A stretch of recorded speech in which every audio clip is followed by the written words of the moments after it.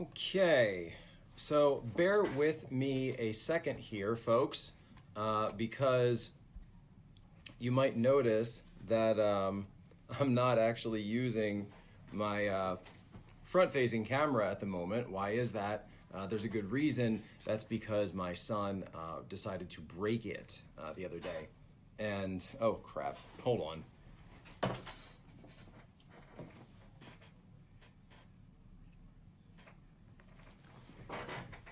But I'm coming back.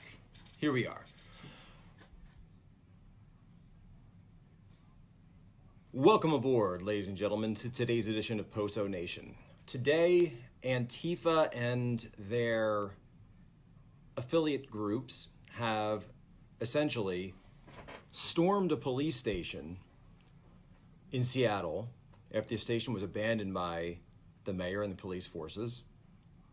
They've now taken over 6 to 8 city blocks of Seattle, and they've declared an autonomous zone that is now under their control with their affiliate groups. Now keep in mind, all of this is going on while the people at CNN and the New York Times claim that this group doesn't exist, and that even if they did exist, they aren't really a group, they're just more of an idea, like Batman.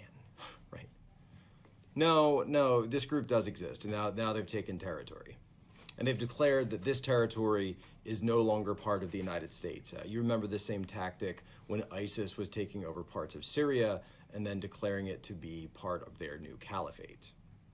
That land is owned by the people who establish and consecrate the laws there. So the people who essentially control the land own the land. So if the government of Seattle has given this land up, if the state of Washington has given this land up, and if the federal government is not, is not exercising sovereignty over this land, who really controls it? They do, right? It's adverse possession in a sense, right?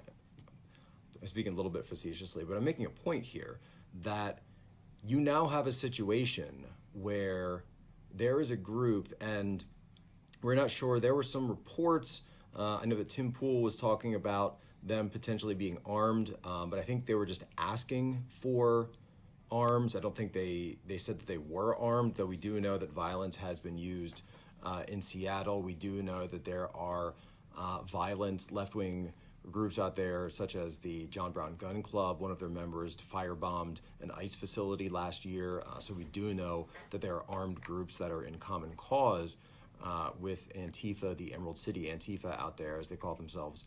And so it is a cause for concern. We also know that one of these groups, the Redneck Revolt and the John Brown Gun Club of Puget Sound, were featured and profiled by CNN last year. And in fact, a CNN host actually shared out a link to donate to these violent anti-government groups. And so what I'd like to just say very quickly is to point out that there's been a lot of people who have been covering Antifa, but there's been very few people who've actually been covering the history of Antifa. There's not a lot of people that have done the work, that have done the research, that have dug into this.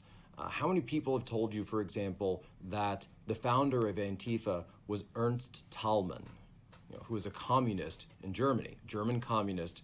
He was one of the honor guards of Vladimir Lenin at his funeral. He was a committed Stalinist and a member of the Comintern. He was a Soviet agent. And we know, of course, the Comintern was run by the NKVD, so the Soviet secret police. He then became one of the Soviet agents in Germany. He established the Communist Party of Germany in the 1930s. He established a first group called the Red Front Group in 1929. That broke apart. He then established the original Antifa Action, or Antifaschista Action, in 1932. He was later arrested in 1933 by the Nazis when they took power, and then the rest of the anti-fascists the rest of Antifa that he had founded fled to the USSR, where later they were liquidated by Stalin. So Stalin, in one of his purges, One of the purges that he carried out was a purge against Germans who had fled, so left-wing communist Germans, Antifa Germans who had fled to the Soviet Union seeking refuge. They thought that through their common cause of being communists, they would be supported by Stalin. They were not.